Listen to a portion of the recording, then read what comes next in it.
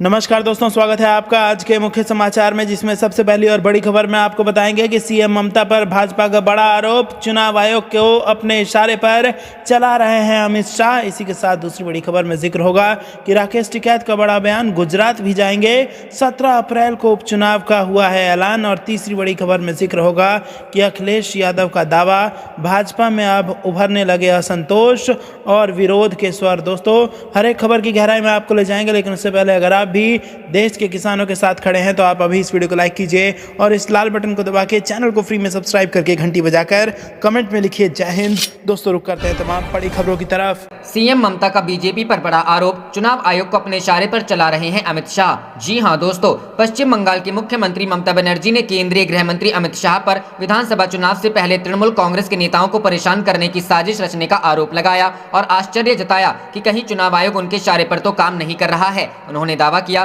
कि शाह अपनी रैलियों में कम भीड़ से हताश हो गए हैं। ममता ने यह आरोप भी लगाया कि भाजपा उनकी हत्या की साजिश रच रही है, क्योंकि पूर्व मेदिनीपुर के नंदीग्राम में पिछले सप्ताह उनके घायल होने के बाद चुनाव आयोग ने उनके सुरक्षा निदेशक विवेक सहाय को हटा दिया। नंदीग्राम में अपने ऊपर हुए कथित हमलों का जिक्र करते हुए बनर्जी ने कहा कि कोई भी उन्हें भाजपा के खिलाफ अपनी लड़ाई आगे ले जाने से नहीं रोक पाएगा। तृणमूल प्रमुख ने यहाँ एक रैली में कहा, अमित शाह हताश हो गए हैं क्योंकि उनकी रैलियों में भीड़ नहीं जुट रही है। देश चलाने के बजाय वह कोलकाता में बैठे हैं और तृणमूल कांग्रेस के नेताओं को परेशान करने की साजिश रच रहे हैं। वे चाहते क्या हैं? क्या वे सोचते हैं कि वे मुझे मारकर यह चुनाव जीत लेंगे? वे गलती पर हैं। रुख करते हैं अगली खबर की तरफ। राकेश टिकैत बोले, गुजरात भी जाएंगे, 17 अप्रैल को उपचुनाव का हुआ है ऐलान। जी हां दोस्तों, 3 कृषि कानूनों को लेकर पिछले 3 महीने से भी ज्यादा समय से दिल्ली की सीमाओं पर आंदोलन कर रहे किसानों ने चेतावनी दी है कि वे गुजरात में होने वाले उपचुनाव से पहले वहां की जनता से मिलेंगे और बीजेपी को वोट नहीं देने के लिए कहेंगे। भारतीय किसान यूनियन के नेता राकेश टिकैत ने बताया कि गुजरात समेत कुछ राज्यों में उपचुनाव होने वाले हैं। कहा कि अभी बंगाल गए थे और वहां की जनता को केंद्र की भाजपा सरकार की किसान विरोधी रवैये को बताया था। कहा कि वहां की जनता से अपील की है कि वे भाजपा को वोट नहीं दे। अब वे गुजरात भी जाएंगे और वहां के लोगों से भाजपा को वोट नहीं देने की अपील करेंगे। चुनाव आयोग ने आंध्र प्रदेश और कर्नाटक के 2 संसदीय क्षेत्रों और गुजरात समेत विभिन्न राज्यों के 14 निर्वाचन क्षेत्रों के उपचुनाव के लिए 17 अप्रैल को मतदान की घोषणा की है। इसके मद्देनजर बीकेयू नेता राकेश टिकैत ने ऐलान किया है कि उपचुनाव के पहले वे गुजरात जाकर वहां की जनता को भी अपनी बातें बताएंगे। कहा कि 4 या 5 तारीख को वे गुजरात जाएंगे और उसको भी आजाद कराएंगे। उन्होंने कहा कि बंगाल के किसानों से बातें हुई हैं, वे भी सरकार से नाराज हैं। इसके अलावा ओडिशा, कर्नाटक और आंध्र प्रदेश भी जाएंगे। बताया कि वहां के किसानों से कहा कि जो वोट मांगने आए उनसे एमएसपी जरूर मांग ले। कहा कि चावल मांगने वालों से एमएसपी मांगे। कहा कि बीजेपी के कई नेता किसानों के पक्ष में हैं, लेकिन वे सरकार के डर से बोल नहीं पा रहे हैं। कहा कि नेता बंधे हैं, नेता मुक्ति अभियान चलाऊंगा। कहा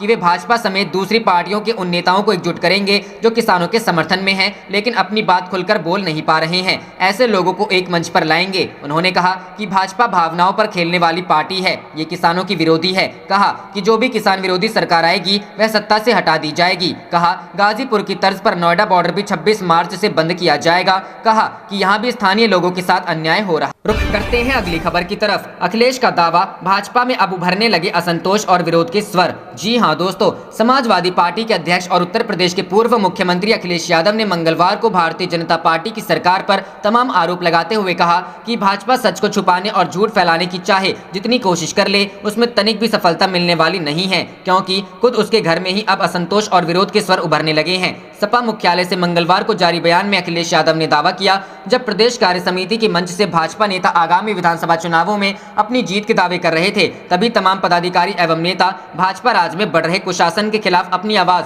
बुलंद करने में लगे थे। बता दें कि सोमवार को यहां इंदिरा गांधी प्रतिष्ठान में भारतीय जनता पार्टी की 1 दिवसीय प्रदेश कार्य समिति का उद्घाटन देश के रक्षा मंत्री और भाजपा के पूर्व अध्यक्ष राजनाथ सिंह ने किया, जबकि समापन उत्तर प्रदेश के मुख्यमंत्री योगी आदित्यनाथ ने किया, जिसमें सभी प्रमुख नेताओं ने 2022 में उत्तर प्रदेश के विधानसभा चुनाव में भाजपा की ऐतिहासिक जीत का दावा किया था। रुख करते हैं अगली खबर की तरफ। गोरखपुर में भी पश्चिम बंगाल चुनाव की गूंज, दीदी का जादू बनाम योगी मॉडल की चर्चा। जी हां दोस्तों, 8 चरणों में होने वाले पश्चिम बंगाल विधानसभा चुनावों की गूंज कई 100 किलोमीटर दूर गोरखपुर में भी सुनाई दे रही है।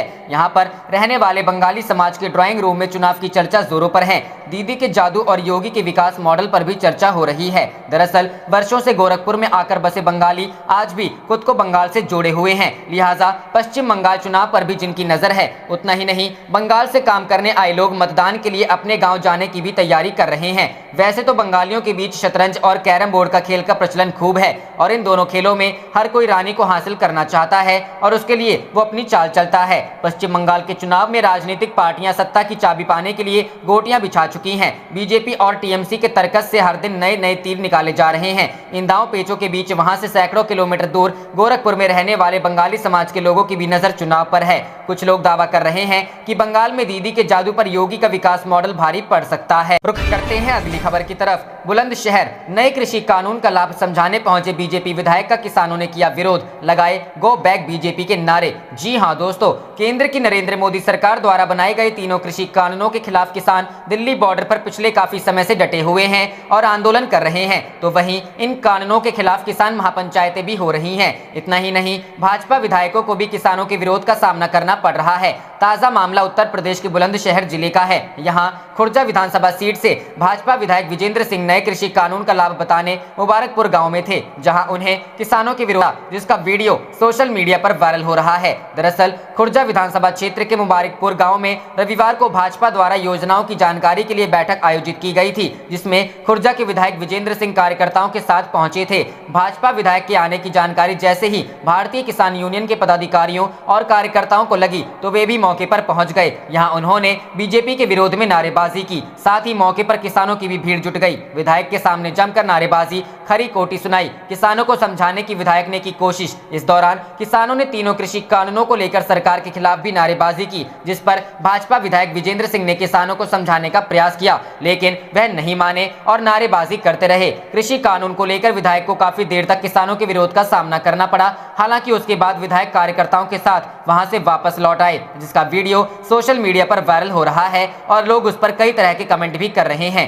क्या कहा किसानों ने? किसानों का कहना है कि पिछले 3.5 महीनों में विधानसभा सत्र के दौरान किसानों की समस्याओं को नहीं रखा गया है, साथ ही आंदोलनरत किसानों के साथ बदसलूकी की जा रही है, उनकी मांग पूरी नहीं की जा रही है। उन्होंने विधायक से कहा कि सरकार से किसानों को एमएसपी पर गारंटी मिलेगी या नहीं, इसकी जानकारी दी जाए। ऐसे न होने तक सरकार और बीजेपी के खिलाफ प्रदर्शन जारी रहेगा। इस दौरान गो बैक बीजेपी के नारे लगाए गए, जिसके बाद विधायक को वहां से वापस लौटना पड़ा। रुख करते हैं अगली खबर की तरफ। बंद हो गई 2000 रुपए के नोटों की छपाई, धीरे धीरे सिस्टम से बाहर हो रहे ये नोट। जी हां दोस्तों, देश की करेंसी व्यवस्था से 2000 रुपए के नोट धीरे धीरे बाहर किए जा रहे हैं। पिछले 2 वित्त वर्षों से आरबीआई ने 2000 के नोट छापने का ऑर्डर नहीं दिया है। इसी का नतीजा है कि देश में प्रसारित कुल नोटों में 2000 रुपए के नोटों की संख्या 3.27% से घटकर 2.01% रह गई है। आने वाले दिनों में इसके और घटने की संभावना है। इस बारे में वित्त राज्य मंत्री अनुराग ठाकुर ने लोकसभा में जानकारी दी है। एक लिखित प्रश्न के जवाब में उन्होंने बताया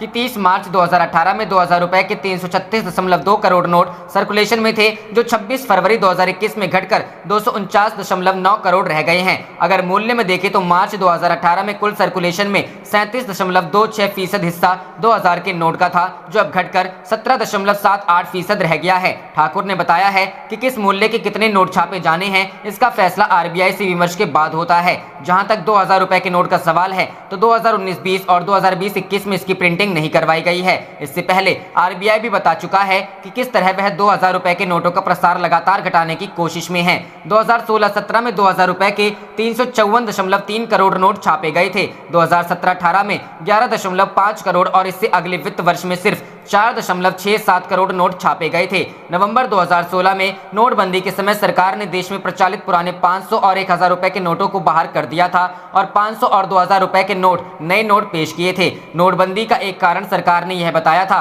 कि बड़े नोटों से कालाधन जुटाने वालों को आसानी होती है। ऐसे में विपक्ष ने 2000 रुपए के नोट लाने पर सवाल भी उठाए थे। आंकड़ों से साफ है कि सरकार ने 1-2 साल बाद ही 2000 के नोटों को प्रचलन से बाहर करने पर काम शुरू कर दिया था। इस दिशा में बैंकों की भूमिका अहम है। जो नोट बैंक शाखाओं में आते हैं, उन्हें फिर सर्कुलेशन में डालने के बजाय ज्यादातर को रिजर्व बैंक के पास वापस भेज दिया जाता। आप देख रहे थे आपका अपना चैनल जय हिंद जय भारत।